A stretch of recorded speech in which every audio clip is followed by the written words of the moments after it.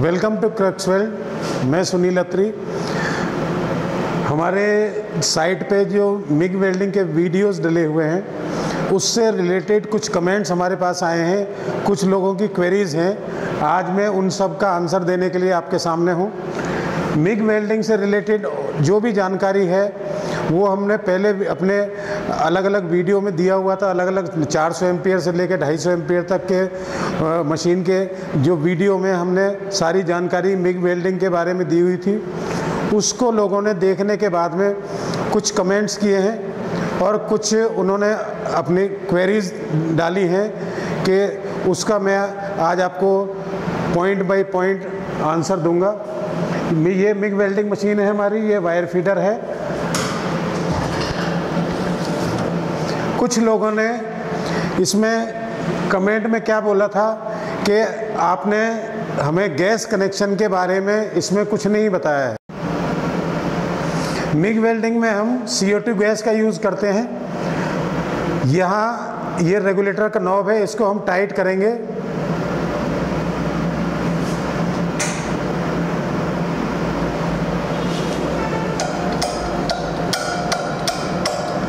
Gas open करेंगे और यहाँ से आपका गैस एडजस्टमेंट होगा।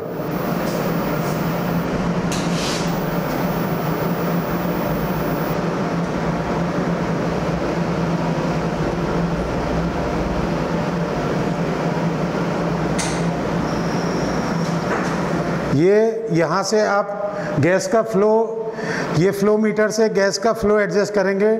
नॉर्मली मिग वेल्डिंग करते टाइम आपको जो गैस का फ्लो है 10 CFM के नीचे होना चाहिए, 7 to 10 CFM। ये मैंने अभी आपको गैस का बताया। यहाँ से गैस की क्या सेटिंग होती है, टॉर्च का बटन आप जब प्रेस करते हैं तो ये 7 to 10 CFM के उसमें जाना चाहिए। वेल्डिंग के टाइम पे ये आपको गैस का फ्लो रिक्वायर्ड है। हमारे व्यूअर्स का ये क्वेश्चन था, ये मैंने आपको बताया। अब मैं आपको और क्वेरीज जो हैं उनके बारे में जानकारी दूंगा। हमारे व्यूअर्स के कुछ कमेंट थे, अब मैं पॉइंट बाय पॉइंट उनको एलेबोरेट करके आपको उनका आंसर करता हूँ। एक किसी व्यूअर ने हमारे वीडियो में कमेंट दिया था, what about the strength of the welding compare to arc welding. TIG welding, MIG welding में जो पेनिट्रेशन होता है वो ज़्यादा होता है। इसकी वजह से मिग वेल्डिंग आर्क वेल्डिंग से ज़्यादा स्ट्रॉन्ग होती है और इसकी फिनिश भी उससे ज़्यादा अच्छी होती है। इसकी जो आर्क वेल्डिंग में आपको चिपिंग करते हैं और उसमें कोई शील्डिंग गैस यूज़ नहीं होती है, इसकी वजह से। और इसमें मिग वेल्डिंग में आपकी शील्डिंग गैस CO2 यूज़ होता है, तो ऑक्सीडेशन नहीं होने की वजह से इसकी फिनिश काफ़ी अच्छी आती है। Point number 1। पॉइंट नंबर 2, एक हमारे व्यूअर्स का पॉइंट था कि वोल्टेज वेल्डिंग करते समय आपको वोल्टेज एडजस्टमेंट के बारे में नहीं बताया हमने। जब आप वेल्डिंग करते हैं तो वोल्टेज जो भी है उसको आप अपनी मेटल की थिकनेस और वायर आप किस साइज़ का यूज़ कर रहे हैं, 0.8 है, 1 mm है या 1.2 है या 1.6 है, आप वोल्टेज उसके हिसाब से आप सेट कर सकते हैं। हमारी जो वेल्डिंग मशीन है मिग वेल्डिंग मशीन, उसके साथ हम लोग मैनुअल देते हैं और उसमें चार्ट होता है कि आप किस थिकनेस से और कौन सा वायर आप यूज़ कर रहे हैं, उसके हिसाब से आपको कितने एम्पियर उसका करंट रखना चाहिए। पॉइंट नंबर 3, एक व्यूअर का हमारा कमेंट था कि क्या हम 40 mm शीट इससे वेल्ड कर सकते हैं मिग वेल्डिंग।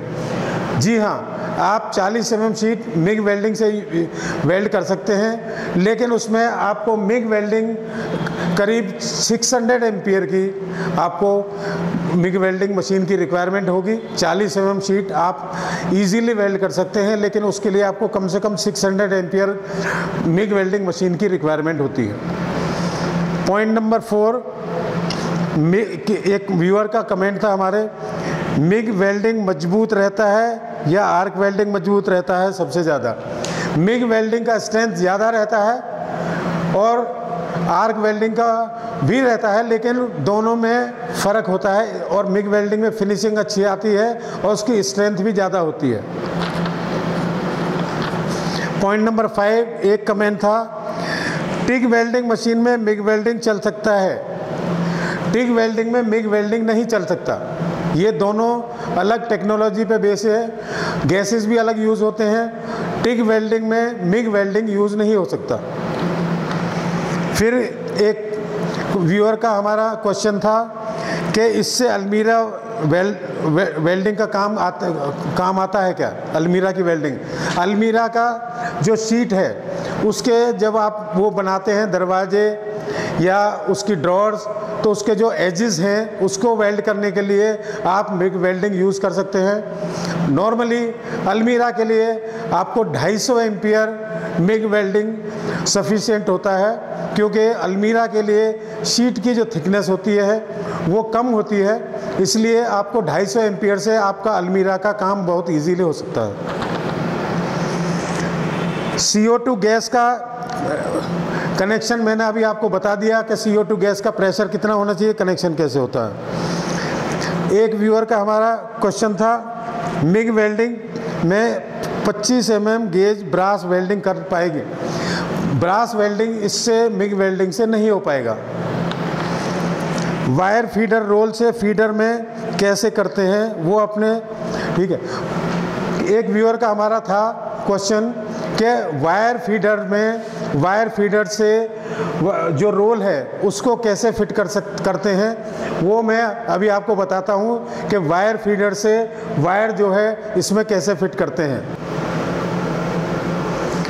अब हम आपको वायर फीडर में एक व्यूअर का एक हमारा क्वेश्चन था कि हमने पहले एक्चुअली हमने वीडियो में दिखाया हुआ है, लेकिन उन्होंने स्किप कर दिया होगा कि वायर फीडर में वायर रोल और वायर कैसे लगाते हैं। तो मैं अभी आपको वो बताता हूँ। यहाँ पे पहले हम रोल लगाएंगे,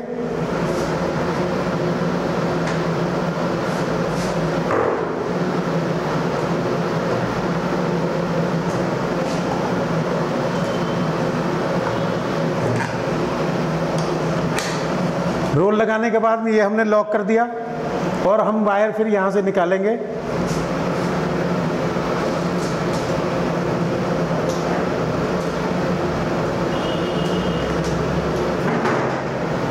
यहाँ से ये लीवर है, इससे हम पहले इसको अनलॉक करेंगे और वायर को ये रोलर के ऊपर से लेके, दूसरा ये रोलर है इसके नीचे, और ये 0.8 का वायर है, तो यहाँ पे जो ग्रूव है इसमें ये 0.8 का है और 0.8 का ही होना चाहिए। और उसके बाद में ये जो नोज़ल है हम इसमें इंसर्ट कर देंगे।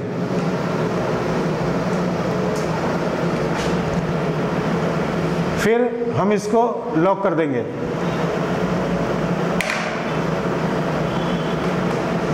लॉक करने के बाद में अगर आपको इसके ऊपर प्रेशर बढ़ाना है, लूज है, तो आपको ये जो लीवर है इसको रोटेट करके आप इसको प्रेशर इंक्रीज कर सकते हैं अपना वायर के उसके हिसाब से, 0.8 1.2। ये वायर हमने इसमें इंसर्ट किया। अब हम आप जब टॉर्च का ये करने के बाद में हमने कवर इसके रोल के ऊपर कवर लगाया है। ये जब हम बटन प्रेस करेंगे तो जो वायर हमने यहाँ इंसर्ट किया है वो वायर टॉर्च से बाहर आएगा। ये हम आपको दिखाते हैं अभी।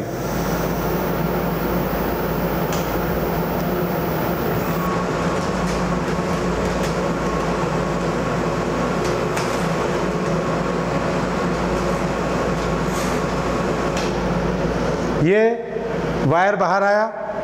ये हमने अभी आपको बताया कि वायर फीडर में रोल कैसे लगाते हैं और कैसे इसको सेट करते हैं। एक व्यूअर के हमारे क्वेश्चन था कि ये मिग सिंगल फेज में आती है क्या? हाँ जी, मिग सिंगल फेज भी आती है और 3 फेज भी आती है।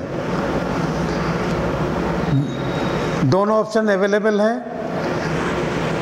और हमारे व्यूअर का क्वेश्चन था, ये वेल्डिंग मशीन से वुडन कटर मतलब वुड कटिंग का जो ब्लेड होता है उसको हम वेल्ड कर सकते हैं क्या? जैसे आप नॉर्मली आर्क वेल्डिंग से उसको ब्लेड को वेल्ड करते हैं, ब्लेड आप वेल्ड कर सकते हैं, लेकिन उसको एनीलिंग आपको फिर अलग से वो करना पड़ेगा। इसमें एक व्यूअर का हमारे क्वेश्चन था, क्या पतला एमएस शीट वेल्डिंग होगा? जी हाँ, पतला एमएस शीट वेल्ड होगा। 1.6 तक कोई भी वेल्डर वेल्ड कर सकता है, लेकिन जो ट्रेंड और जो ज़्यादा ट्रेंड वेल्डर हैं वो 1 mm से कम भी 0.8 0.9 का शीट भी आप वेल्ड कर सकते हैं इससे, लेकिन उसके लिए आपको स्किल अच्छा चाहिए और वेल्डर को एक्सपीरियंस चाहिए उसके हिसाब से, नहीं तो उससे प्रॉपर वेल्ड नहीं कर पाएगा। अब आई स्पेटर वाली बात। कुछ लोगों के क्वेश्चन थे कि इसमें स्पेटर जो आते हैं स्पेटर कम करने के लिए, मेन स्पेटर आने का एक तो रीज़न ये होता है कि या तो आपका वायर रस्टेड है, वायर रस्टेड होने की वजह से भी स्पेटर होता है, या आपका जो गैस फ्लो है, गैस फ्लो आपने एकदम कम रखा हुआ है तो भी स्पेटर ज़्यादा उड़ेंगे, ज़्यादा रस्टेड आपका मटेरियल है तो भी स्पेटर। तो आप स्पेटर कम करने के लिए एक तो एंटी स्पेटर स्प्रे आता है, आप उसको टॉर्च के नोज़ल पे यहाँ एंटी स्पेटर स्प्रे कर सकते हैं यूज़, और उससे स्पेटर कम होगा।